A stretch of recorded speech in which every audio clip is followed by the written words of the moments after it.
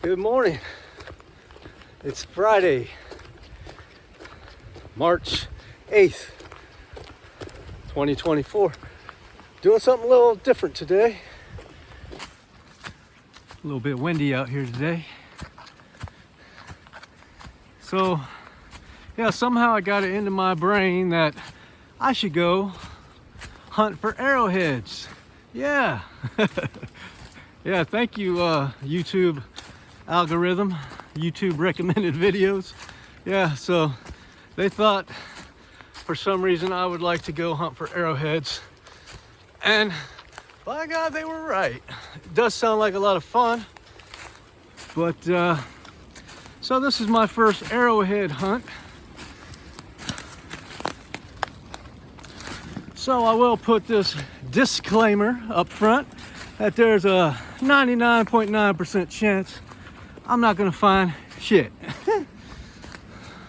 So you may waste your time watching this video, but for you beginners out there, don't listen to nothing I say. For you experts out there, you're welcome for the laughs.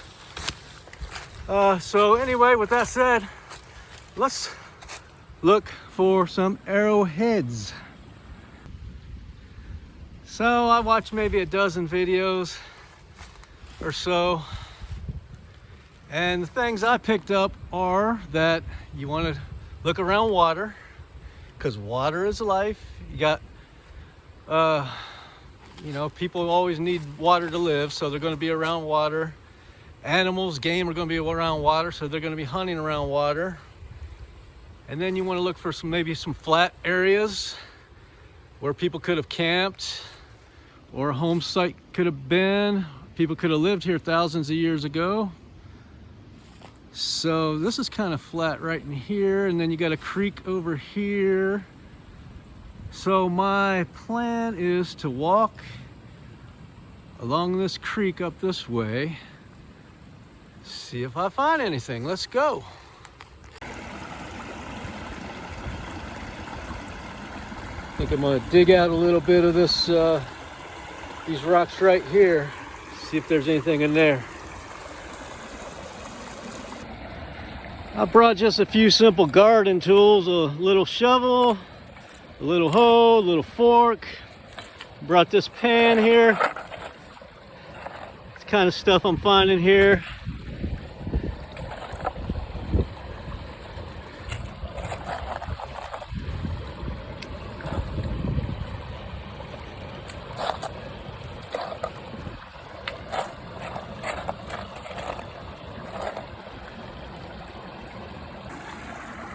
So that first pan, I didn't really find nothing, but this is interesting. I don't see no chip marks on it or nothing. It doesn't look like it was made or anything, but it's an interesting little rock there, whatever it is. Here goes my second pan. Will I find anything? You never know. You gotta get an eye for it, I guess. I could be passing stuff up, but I do the best I can. The thrill is in the hunt anyway, whether I find something or not. It's fun just being out here, you know. Get that little adrenaline going, you might find something. That's what it's all about. So this second pan here, I got one little rock of interest. I don't think it is anything, but it's kind of reminiscent of a little arrowhead, but I don't see any definite shape to it really, but it is interesting. Now this piece right here has got me wondering. Kind of looks like an arrowhead. See how the base is kind of narrow there where it would tie onto a shaft. You got that edge right there. Maybe it's some type of knife, or maybe it's just a rock. I don't know. Let me know what you think on this one. This one's the closest thing I've found so far.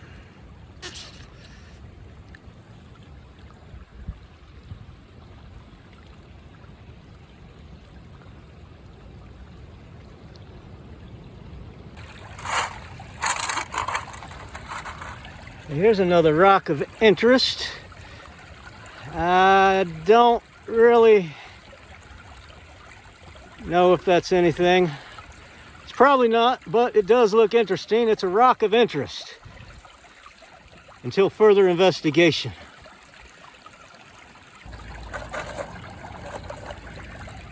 This looks interesting just because of that notch right there at the bottom.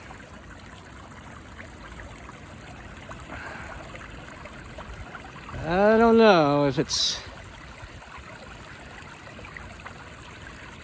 What I'm gonna do, I think, is just collect up all these rocks of interest and get some close-up pictures of them and study up on them a little bit when I get home. I'll keep this one.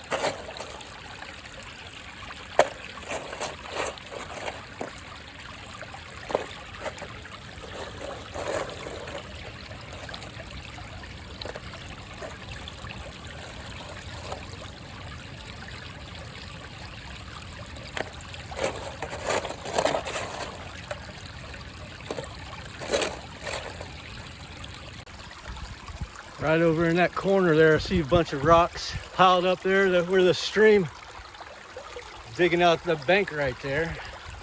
So walk over there.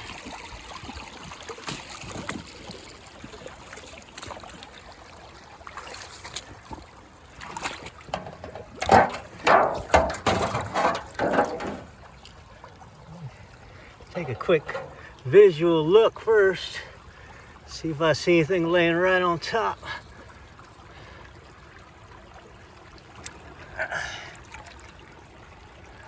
Nah. Let me get a pan full of rocks.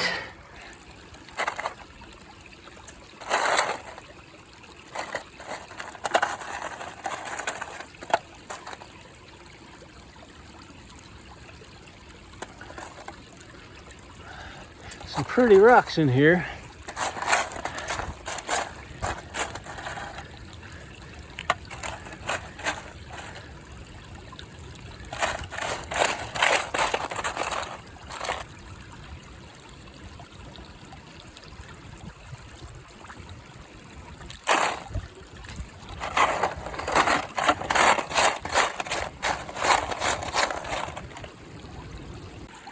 This one's interesting just for the smooth curved shape, right? It's probably natural, just smoothed out and curved out like that from the water, but that's pretty cool.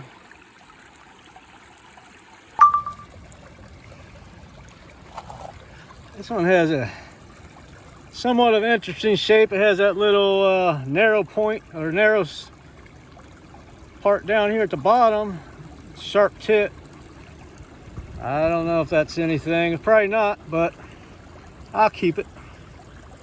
I'm getting a little far away from my bag. That's where I started, down there where my backpack's at. So I'm gonna go get my backpack and bring it up here where I'm at now and continue moving up this creek.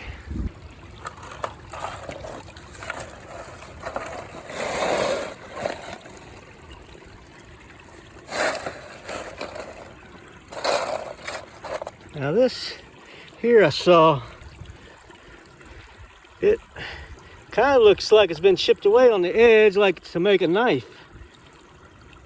It's got the narrow shaft right there. I don't know if that is something or not. I'm gonna keep it as a rock of interest. It looks neat. I keep trying to throw this rock into the trash pile, and for some reason I just can't let go of it.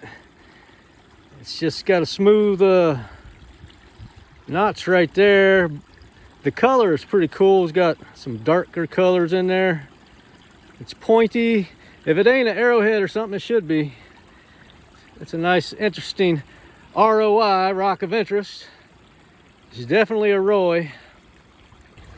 Now here's another Roy, rock of interest. It looks like there, I can actually see chip marks there on the edge there. Maybe I'm just imagining things, but it does have the knife shape. It's got a sharp edge here. It's got a narrow part here where it could be tied to a shaft or something like that. It's definitely a rock of interest, and I will keep it. Moving up the creek a little bit, I think I'm gonna look in this little area here. See a lot of rocks in here. See what we can find.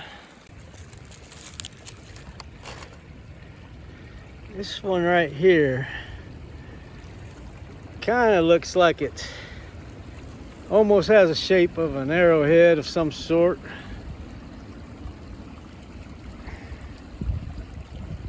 And I thought I saw some tick marks on the edge where it looked like it might have been worked. I don't know. This side's flat. Got a good point there. I'm gonna hold on to it for further study. Another rock of interest. I don't think it is actually anything, but it's nice and pointy. I don't know. I'm gonna keep it just to look into it further. I'm gonna move on up the creek. I'm gonna try to find a spot that has maybe a sandbar or some type of bar with a lot of rocks on it.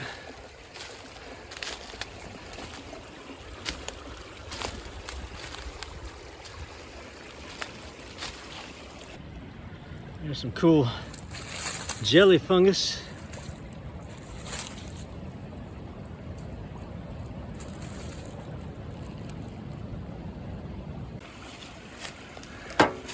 Now this might be a point of interest. You have this tree here that fell and pulled up a lot of earth, and then forced the creek to come around this side a little bit. So I think I'm gonna just search right over here where that tree pulled up, right in here.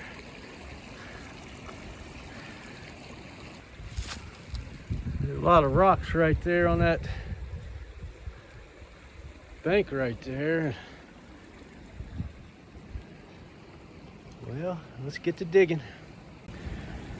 The rocks over here under this tree where it diverted the creek, they look much different over here on this side under this tree. They're bigger, different kinds of rock than I've seen over in the main creek over there. So let's keep a looking. Yeah, I was taking a look at these rocks over here by this tree, under this tree, but yeah, I'm not really liking what I'm finding over here under this tree. It's just kind of that kind of stuff right there. I think I'm gonna go over into the main creek again, move on up, try to find a better spot. This might be an interesting spot.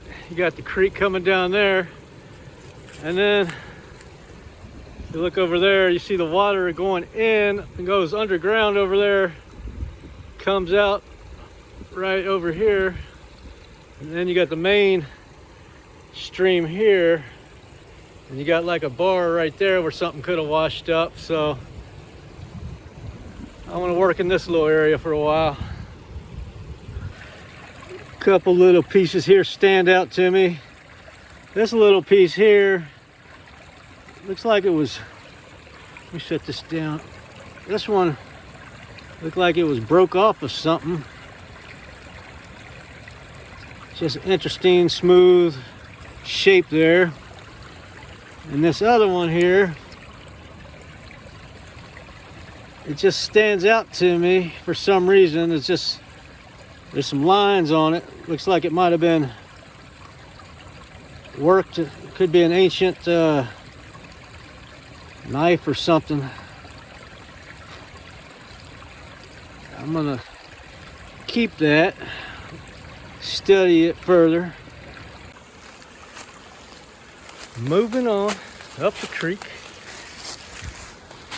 Little waterfalls here.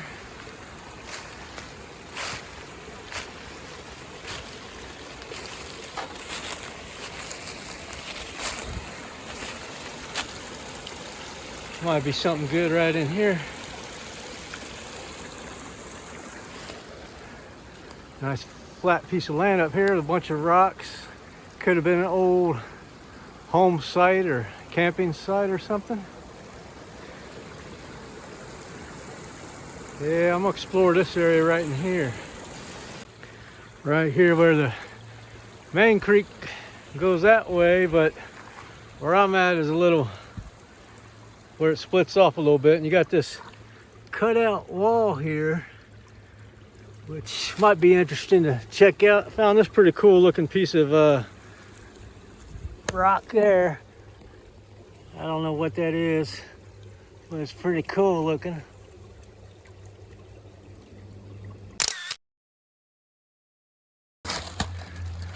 Checking out this wall, you got some interesting rocks poking out.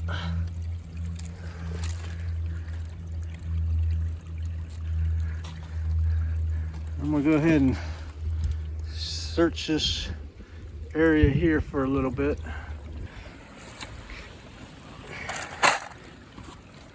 This is a cool looking rock here. Look at that pattern on there. Looks like almost like a tortoise shell pattern. Splotchy colors in there.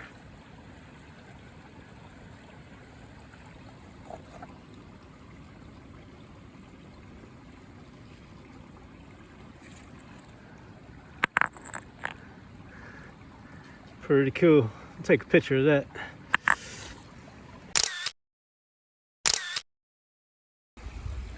So I've been out digging for about 2.5 hours this morning, and I still got a mile to walk back to the car. So I'm gonna call it right here, and I'm gonna get these things home, take some pictures. So I'll see you when I get back. Got some real tiny flowers out here.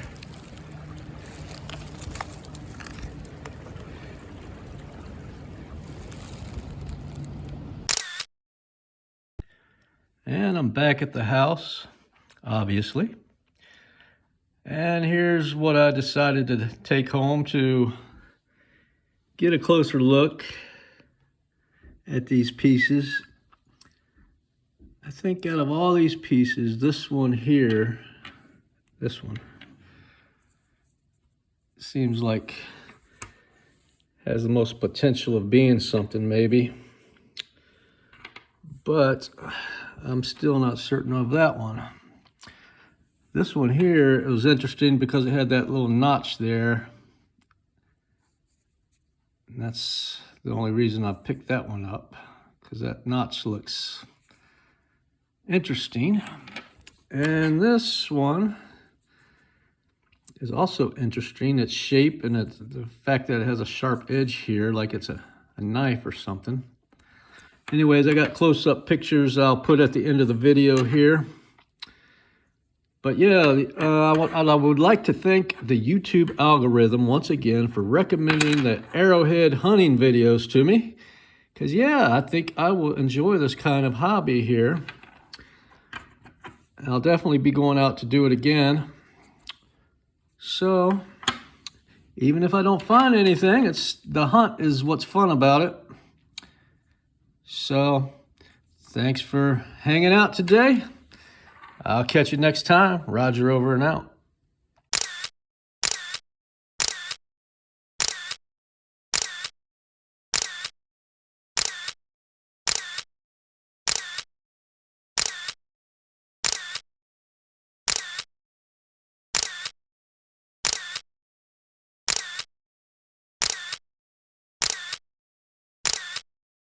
For men live in spheres, low or high, according to the nature of their thoughts.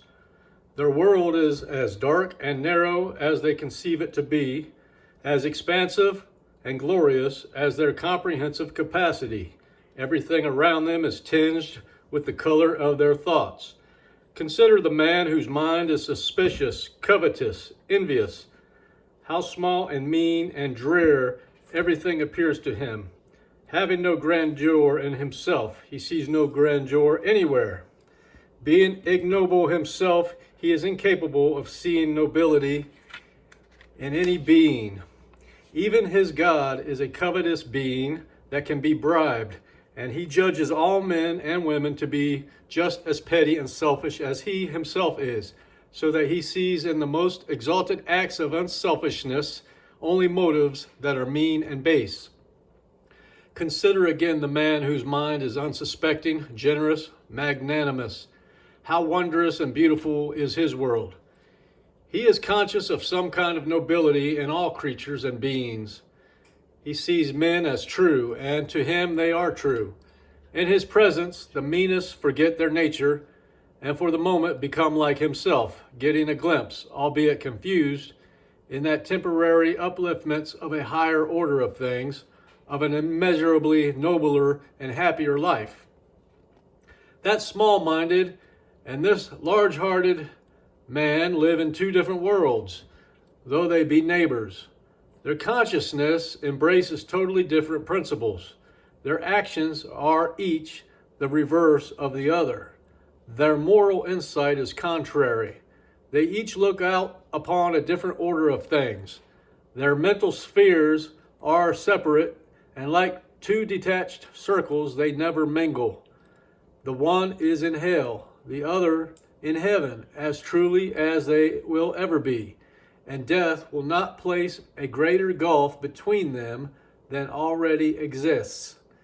To the one, the world is a den of thieves.